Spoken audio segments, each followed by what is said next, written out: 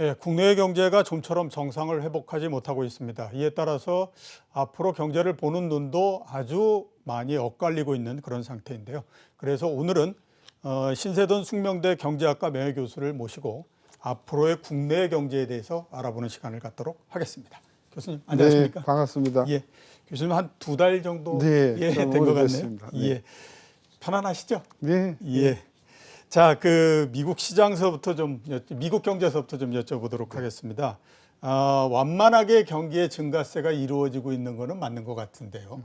앞으로를 보는 견해는 또 상당히 많이 다릅니다. 그러니까 시장에 가까이 있을수록 앞으로 경제가 좋을 거다라고 얘기를 하고 대신에 정부에 가까이 있을수록 앞으로 경제가 상당히 좀 불투명하다라는 얘기를 많이 하고 있거든요. 네. 교수님은 미국 경제에 대해서 어떻게 보십니까? 일단 코로나가 발생하기 전서부터 예. 미국 경제의 투자라든지 일부 그 제조업 쪽에서 상당히 좀 불안한 기미가 있었고요. 예. 따라서 2019년서부터 미국의 경제가 하강 국면에 들어섰다는 그런 비판이 많았는데 예. 이제 3월 달에 코로나가 발생을 하면서 유통업 중심으로 서비스업 중심으로 급격한 이제 추락이 발생을 했지 않습니까? 그렇죠. 이제 어느 정도 조금씩 이제 회복은 되고 있는데 현재 그 3분기 경제가 코로나가 발생하기 전보다도 매우 낮은 상태여서 예. 이제 V자형 회복은 거의 물 건너갔다. 예. 이제 이렇게 하는 것이 대다수 중론인 것 같고, 만약에 3분기, 4분기에 코빗이 조금 회복이 되었을 때 그러면 2019년도 상태로 되돌아가는가에 대해서는 지금 변수가 너무나 앞에 많이 놓여 있어서 예. 장담하기는 어려우나 제 생각에는 2019년보다는 확실히 나쁠 거다. 예. 2019년보다는 훨씬 나쁠 거. 금년뿐만이 아니라 내년도를 내년에도. 보더라도 예. 상당히 그 경기 침체는 최소한 금년 2020년 내년 21년까지는 간다고 봤을 때 예. 경기 회복 속도가 매우 더딜 것이다. 저는 그렇게 보고. 예.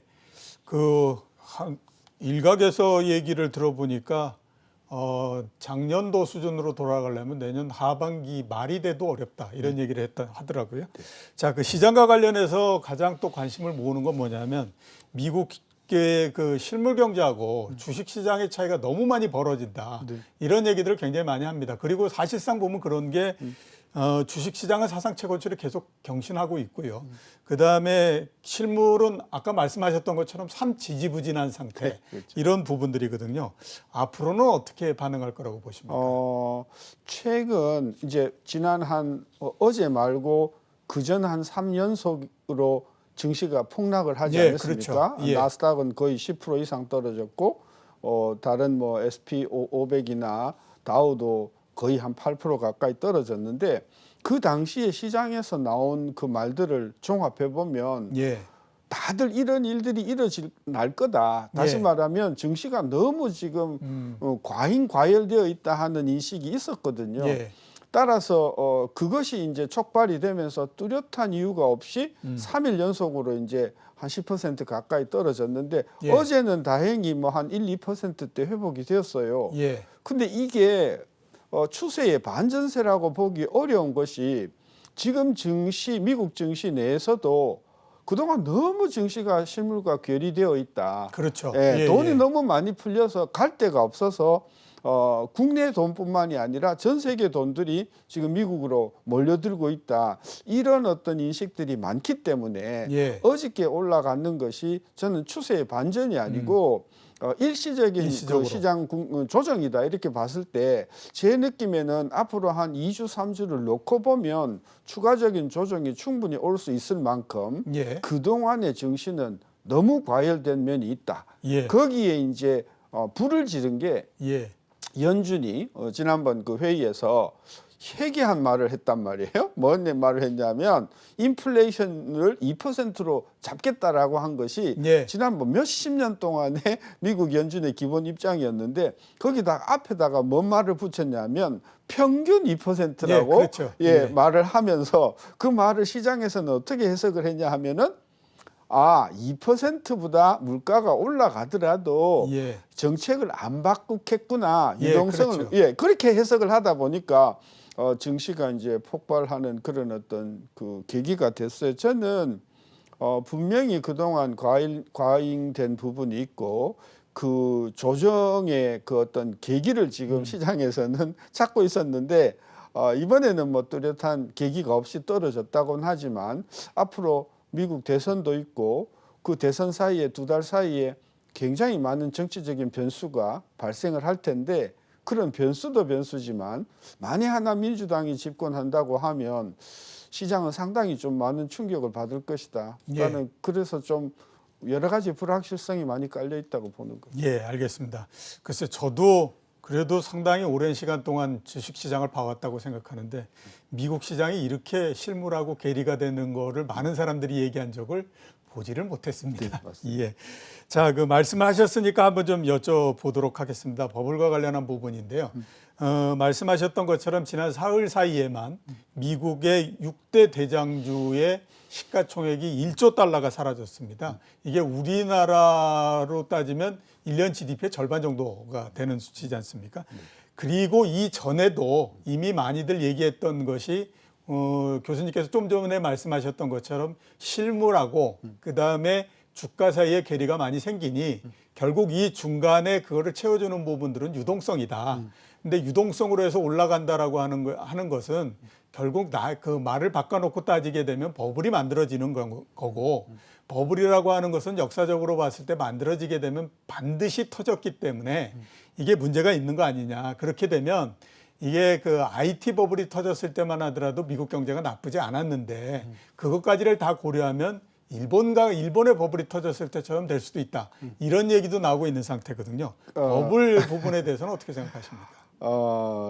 저는 이제 우리가 지난 한 30년을 놓고 보면 예. 큰 위기를 여러 번 겪었어요. 그렇죠. 국제적인 그죠? 97년에도 있었고 그다음에 2001년에 IT 버블 터진 것도 있었고 8년도 터졌고 그랬는데 이제 거의 확실해지는 것은 뭐냐면 버블이 터지더라도 예. 중앙은행이 가만히 있지 않더라. 예, 그렇죠. 중앙은행이 뭐 어떤 핑계를 대서라도 뭐 돈을 투입하든 뭘 하든지 해서 이거를 뭐 수습을 하더라 하는 그런 학습 효과가 생긴 거예요. 예. 따라서 앞으로 버블이 오더라도 그 버블은 과거의 대공황처럼 뭐 7, 8년 가는 그런 버블이 아니라 예. 매우 짧은 기간에 회복이 되더라. 예. 그야말로 증시는 V자형으로 회복이 되더라 하는 그런 학습 효과가 있었기 때문에 시중의 그 투자가들이 그런 상황을 잘 알고 있어서 급격한 버블 터짐이 현상이 일어나면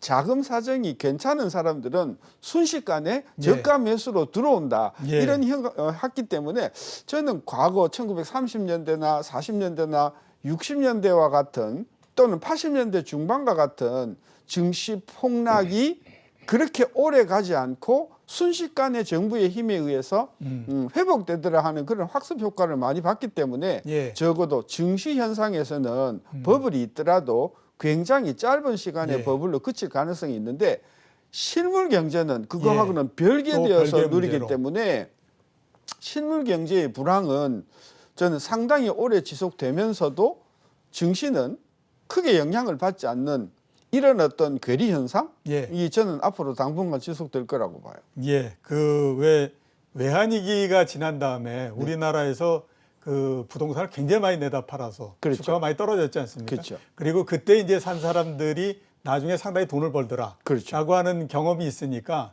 금융위기 때에 혹시 또 그렇게 나오지 않을까라고 했는데 나오지 않았지 않습니까? 그때도 부동산 가격도 많이 떨어졌지만 다 기억하시지만 97년도 IMF 터졌을 때 종합주가지수가 283까지 그렇죠. 떨어졌어요. 예. 그랬던 것이 1년 남짓한 사이에 1000까지 회복이 됐거든요. 그때는 주식을 샀었어도 최소한 300% 수익을 올렸어요. 그렇죠. 부동산도 마찬가지죠. 예. 그래서 뭐 버블에 대해서 여러 가지 얘기가 있지만 그게 서로 문제가 생긴다고 하더라도 거대한 충격이 되지는 않을 거다. 이렇게 이제 말씀을 해주셨고요. 자, 그 최근에 많이 나오는 단어가 뭐냐면 미스키 모멘트입니다. 이게 그 보통 이제 뭐 경제나 여기에 대해서 관심이 없는 분들한테는 아주 생소한 그 단어일 텐데요.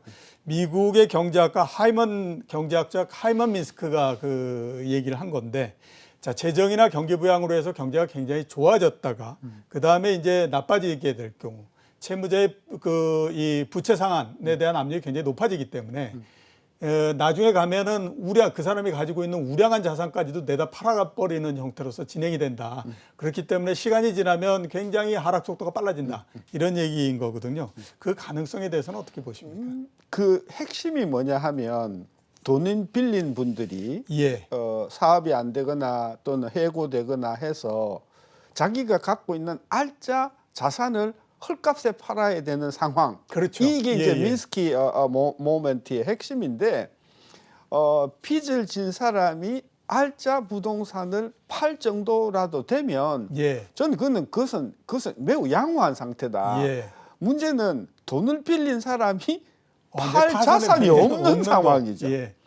그게 지금 이제 우리나라 같은 경우에 예를 들면 지금 그 30대가 뭐 영끌이 해가지고 지금 돈을 빌려가지고 지금 주식에 투자를 많이 하는데 주가가 폭락을 해서 그걸 갚아야 되니까 살고 있던 집을 팔아야 되는 그래서 길거리에 나서야 되는 상황이 이제 소위 민스키 모멘트인데 저는 그 전에 그런 상황이 오기 전에 많은 금융기관들의 대출이 부실화되면서 금융기관이 먼저 무너지는 것이 먼저 올 것 같아요. 예. 그래서 민스키 모멘트가 오기 전에 이미 그 대출 부실화에 따르는 금융기관의 위험이 저는 먼저 올 것 같다. 그게 증권회사일 수도 있고 은행일 수도 있는데 저는 그래서 민스키의 어떤 위험보다도 사실은 작년 재작년서부터 금리가 낮으니까 많은 기업들이 굉장히 그 부채를 많이 끌어다 썼거든요. 그렇죠. 예. 예. 그래서 그 은행 대출뿐만이 아니라 그 시장의 채권을 굉장히 많이 발행을 했기 때문에 실물 경제가 계속해서 안 좋아지면 이 기업이 발행한 채권 자체가 부실화된단 말이죠. 예, 그렇죠. 그랬을 경우에 그것에 투자를 했거나 관여를 했던 금융기관들의 건전성에 문제가 생겨서 저는 민스키 모멘트가 오기 전에 금융기관의 연쇄 부도가 먼저 올 것이라는 차원에서 예. 저는 오히려 부채 그 과도한 부채에 따르는 그리고 실물 경제 부진에 따르는 채권의 부실화. 저는 그걸 더 걱정해야 된다고 예. 봅니다. 민스키 모멘트보다도 네. 채권의 부실화, 그러니까 금융기관들의 부실화 이걸 네. 먼저 걱정을 해야 된다. 네. 이렇게 말씀을 해주셨고요. 그다음에 앞에서 잠깐 말씀을 하시긴 하셨는데요. 연준의 기조 자체가 조금 변화하고 있는 상태입니다. 그러니까 말씀하셨던 것처럼 2%에서 인플레이가 2%가 되면 금리를 올리고 뭐 이랬던 걸로 전통적으로 가져왔던 형태에서 평균 2%라고 얘기를 했으니까 이거는 지금 2%가 올라간다고 하더라도 뭐 3년 후에 할 수도 있고 아예 안 할 수도 있고 이렇게 된다라고 하는 거니까요. 이렇게 그 기조 자체가 변하는 게 어떤 영향을 줄 거라고 보십니까? 일단은 지금 그 FOMC 미국의 금리를 결정하는 그 FOMC가 10명인데 예. 10명 중에서 연준 이사가 5명이에요. 예. 그리고 이제 시중에 그 연방준비제도 은행의 행장이 5명이 순환으로 이렇게 들어오는데 이 연준 이사 5명이 매우 그 정치적인 인물들이에요. 예. 따라서 지금 이렇게 제롬 파월을 위시해서 그 과잉 유동성을 과잉으로 공급하고 막 앞으로 상당 기간 동안 제로금리 상태를 유지하겠다라고 하는 것은 정치적인 저는 제스처다. 예. 실제로 그 연방준비은행의 그 대표하는 5명의 이사들은 상당히 금리가 너무 지금 낮아서 여러 가지 부작용을 많이 만들고 있다는 생각을 가지고 있어요. 예. 소위 말하면 이제 이분들이 이제 매파인 셈인데 저는 이번에 11월 달에 대통령이 바뀌고 만약에 바뀌어서 바이든 정부가 들어오면 예. 지금 연준 이사 2명이 공석이거든요. 예. 그 트럼프가 이렇게 추천을 했는데 상원이 지금 계속 뭉개고 예, 지금 예, 예. 투표를 안 하고 있어요. 예. 만약에 바이든 정부가 들어서게 되면 이 부분에 이제 2명을 민주당의 그 우호적인 사람으로 추천을 할 것이고 따라서 저는 그 연준의 정책 기조가 상당히 그 비둘기파에서 매파로 저는 바뀔 수 있다고 보고 예. 그다음에 민주당 정부는 그 소위 월스트리트에 대한 대단한 반감이 밑에 깔려 있는 그런 그렇죠. 당이거든요. 예, 예. 따라서 바이든 정부가 들어서면 저는 증시나 금융가에 상당히 큰 충격이 올 것 같아요. 예, 바이든 정부가 들어서면 시장에 충격이 온다. 근데 현재까지 아침에 보니까 여론조사가 12% 앞섰다라고 나오더라고요. 바이든. 예. 근데 뭐 그게 앞으로 2달 정도가 남아 있어서 어떻게 될지는 모르고 또 예. 아시다시피 미국 투표는 예, 그 주가 머릿수로 하는 예, 게 예, 아니라 아니고. 선거 인단으로 하기 그렇죠. 때문에 한 3~4% 포인트의 차이는 얼마든지 뒤집을 수 있어서 일단은 지금 소위 우리가 이야기하는 경합주 스윙 스테이트라고 하는 한 6개 주에 지금 양당이 지금 아주 총력을 기울이고 있습니다. 예, 알겠습니다. 자, 미중 부분에 대해서 한번 좀 여쭤보도록 하겠습니다. 선거가 2달 남다가 보니까 여러 가지 일들이 정말 많이 일어나고 있습니다. 그러니까 그 트럼프 대통령이 내가 만약에 당선되면 중국과의 경제 디커플링을 하겠다라는 얘기를 하고 있거든요. 세계 경제 1등과 2등이 디커플링을 한다라고 하는 것이 어떤 의미인지는 잘 모르겠지만 아무튼 그런 얘기를 합니다. 그만큼 보면 둘 사이의 갈등을 계속해서 지금 고조되고 있는 상태고요. 그리고 이 고조되고 있는 거에 가장 밑바탕을 보면 역시 이제 그 시간이 지나면 지금의 경제가 팽창하는 속도나 이런 것들로 봤을 때 시간이 지나면 결국 중국의 전체적인 경제 규모가 미국보다도 커지기 때문에 이거를 경계하기 위한 것이 아니냐라고 하는 그 생각이 굉장히 많고 그다음에 또 그거는 어느 정도 생각해 보면 타당성이 있다라는 그 생각이 들거든요. 자, 이런 갈등 자체가 앞으로 글로벌 경제에 어떤 영향을 줄 거라고 지금 보십니까? 중국의 위상이 커질 것이고 예. 미국의 위치를 위협할 것이고 하는 부분은 트럼프뿐만이 아니라 민주당 내에 있는 분들도 다 공감을 하는 문제예요. 예, 그렇죠. 문제는 어떤 식으로 그것을 해결할 것이냐. 예. 트럼프는 두 가지 목적이 있어요. 하나는 정치적으로 중국을 막 때리면 때릴수록 전통적인 보수적인 백인들이 박수를 치는 어떤 그렇죠. 그런 정치적인 그런 제스처도 하나 있고 또 하나는 실질적으로 트럼프 생각에는 중국 사람들 때문에 미국 사람들이 부당한 어떤 그런 경제적인 손실을 보고 있다라는 그런 어떤 인식을 가지고 있는 사람들이 트럼프 뒤에 많거든요. 예. 그러니까 이 사람들은 진짜 일전불사하겠다. 그래서 이분들은 비록 경제적인 영역뿐만이 아니라 외교 문제, 그다음에 인종 문제, 티베트 문제 이런 것들을 다 그냥 총동원해서 중국을 꺾으려고 하는 이제 그런 어떤 그런 자세들이 있어요. 예. 근데 민주당 정부는 어떤 공통 인식을 하고 있으면서도 방법론에 있어서는 상당히 온건해요. 예. 그래서 어떤 의미에서는 민주당은 중국의 부상을 견제하기는 하나 예. 어떤 그런 그 무리한 무력이나 이런 방법을 쓰지 않고 예. 대화를 통해서 해결하자 이런 어떤 온건주의를 채택하기 때문에 트럼프 정부보다는 바이든 정부가 들어서면 그 파워가 윈윈을 모색하는 쪽으로 예. 협력을 저는 할 것이라고 봐서 트럼프는 대립을 통한 어떤 정치적인 과실을 노리는 것이고 민주당 정부는 중국의 위치를 우리가 위협은 받으나 저는 윈윈하는 쪽으로 저는 해결책을 찾을 것이라고 봐서 어떤 정부가 들어서냐에 따라서 중국에 대한 태도는 저는 상당히 달라질 것이다. 예, 중국에 대한 태도는 달라질 것이다. 그러니까 이제 트럼프 같은 경우는 지금 워낙 이제 그 서로 간에 힘 대 힘으로서 부딪히는 형태가 되고, 네. 그다음에 민주당 정부가 들어서게 되면 서로 간에 타협을 해서 어떤 형태로 서로가 공존하느냐, 그렇죠. 이쪽 방향에 지금 초점이 맞춰진다. 그렇죠. 예, 이렇게 우리가 정리해 볼 수 있을 것 같습니다. 자, 교수님 앞으로 남은 질문도 굉장히 많은데 시간이 없습니다. 네. 그래서 다음에 한번 또 시간이 되면 다시 한번 모시도록 하겠습니다. 고맙습니다. 자, 나와주셔서 대단히 감사합니다. 네, 감사합니다. 예, 지금까지 신세돈 숙명대 경제학과 명예교수셨습니다.